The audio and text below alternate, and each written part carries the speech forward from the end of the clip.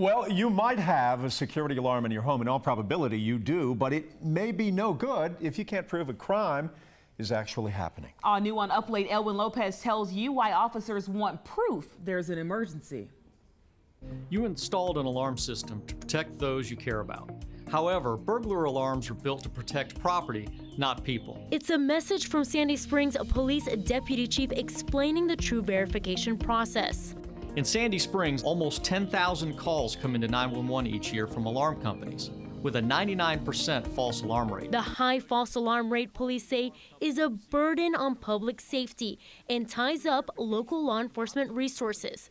And that's why the department says it won't respond to false alarms. True verification requires an alarm company to verify a burglar alarm activation using audio, video, or in person, such as guard response, prior to calling 911. If not, and police respond to a false alarm, your alarm company will face fines. What Sandy Springs is saying is unless you can tell us by video or audio or an eyewitness that a crime is being committed, we're not coming. David Margolies represents alarm companies nationally and thinks another option known as the model ordinance is the way to go. It dramatically reduces false alarms, but it maintains the police response. Now, in the case of Sandy Springs, they've said they tried the model ordinance and it didn't work.